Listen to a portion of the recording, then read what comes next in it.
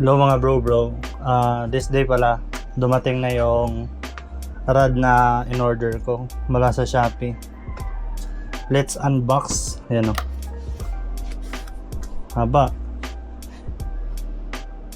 More than 1 week din bago dumating. So, tara. First impression ko is secure yung packaging. Ayan guys. 5/5 yung packaging. Makapal yung carton tube na ginamit nila. Tapos sturdy ka. Balot na balot din yung packaging ngayon, no? So, naka-indicate kung saan yung ibabaw. So, dito natin bubuksan.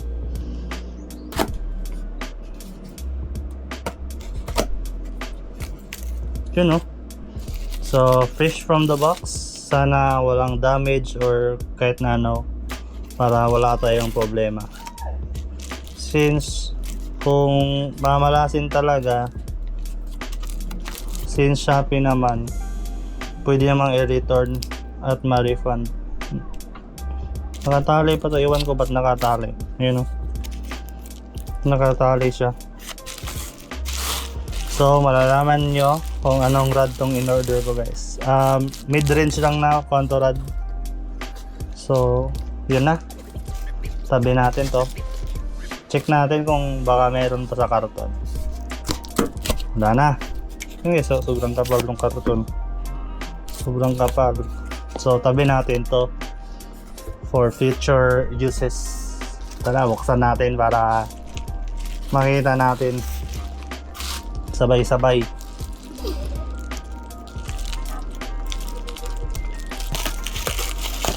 So ayan, bukas na siya guys. Ito na, bubuksan na natin. Yun, hindi ka na, may nahulog.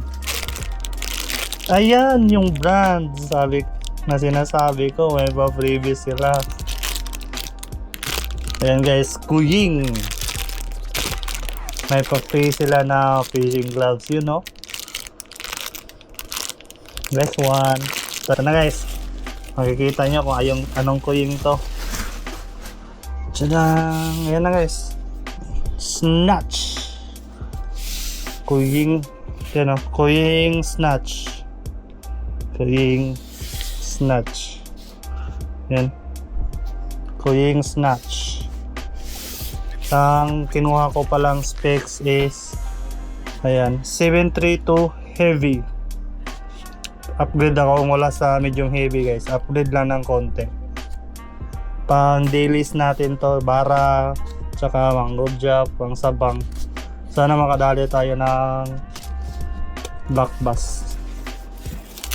Sa rod bag guys, okay naman. Walang exciting. Ayan na guys, ang kapal. Kuying na 732, yun no? First impression sa tip.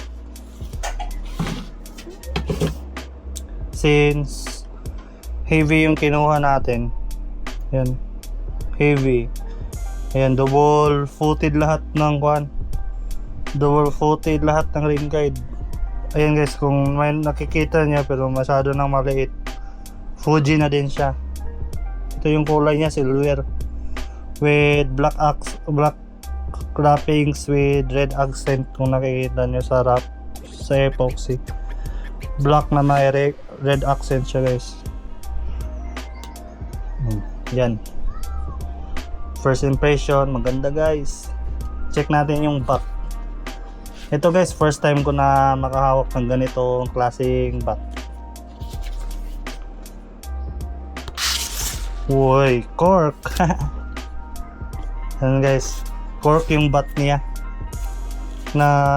Ayan o, cork yung bat. Kuha pala to guys, AAA cork, premium. Mas maganda na quality at mas mahal sa ordinary na cork material. Itong AAA na cork. Dito medyo rough siya na texture kaysa dito. Tapos mas matigas din. Siguro sinadya nila para pag ilalagay mo may konting protection siya. Pwede naman yun naman bilhan ng after market na silicone cap, bat cap ng rod. So ayan yung bat, may silver accent siya dito, aluminum mata.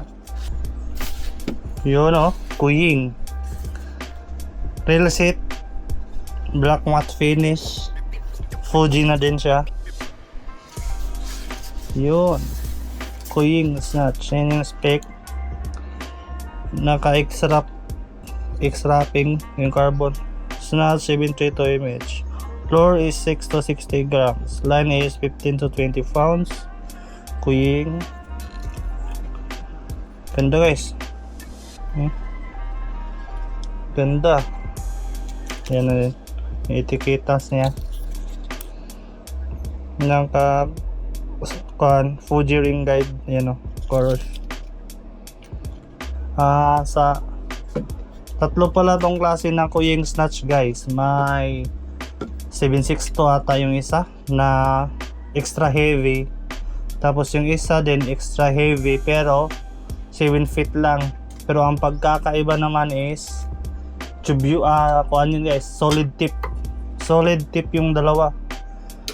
Kaya ito lang kinuha ko kasi tubular siya yan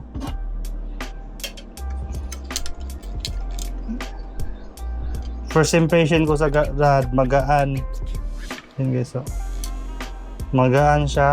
Then maganda yung design niya guys, naka-wrap na rin. Naka-spiral wrap dito sa tip, tapos dito cross wrapping.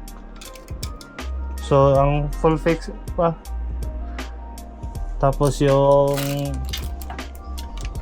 Kuying pala guys, yung full specs niya, nandito sinulat ko na yun Ayan Kuying 732, heavy siya, fast action. Then ang gaan niya guys for 168 grams lang. Ayan ganda. Tapos Japanese na Toray carbon na siya, high carbon na 4060. Yan yung kuan niya, carbon material na ginamit. So for the price, kung brand new, nasa 4.5 bata siya, 4.3. Iwan ko sa tatlo saan doon. Pero kung may kinuha niyo siya ng sale, kinuha ko to ng sale mas makakamura kayo. 3.8 lang kuha ko dito. So bakit Kuying guys? Kasi sa lahat ng medium, ayan to,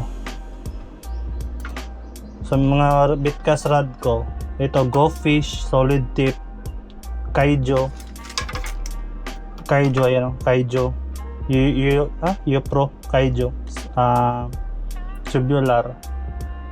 Mas magaan si Kuying guys kaysa dito sa dalawa. So pwede siya na partida guys, heavy nga siya. Pwede siya na pang dailies. Yan guys. Tapos may experience na din ako sa Kuying. Ayan ipa-flash ko yung picture ng Kuying Teton na BFS na pinang harvest ko din ng Baramundi. Kasi sa lahat ng mid-range na rod na nahawakan ko guys, yung Kuying yung medyo maselan sa specs, mas sensitive siya para sa akin. Tapos mas magaan. Yan yung importante guys, since araw-araw ako nagpe-fishing, need ko ng magaan na rod. So magaan din, sensitive, medyo malapit-lapit na talaga siya sa mga Japanese quality rods. Yan yung masasabi ko based sa experience ko. Kaya napag-isipan ko na Kuying na lang yung kunin. Guys, may 8 ring guides siya. Tangle free yung tip. Ayan tangle free yung tip. Tapos ito yung importante para sa akin, double footed lahat ng ring guide since ipapares ko si Lexa dito. So yun lang guys yung first impression ko. Timbang niya 5/5, magaan siya guys. 5/5. Sa aesthetic niya, since cork siya, first time ko makahawak ng cork, Ayun guys, so nakaka-premium talaga yung cork. Ayun no. 5/5 din. So, yan lang muna. First impression ko. Magaan, maganda. Wait nyo na lang yung field test nito guys. Pang-harvest natin ng Barramundi tsaka MJ to. Ayun guys. So, salamat sa panonood guys. Fish on.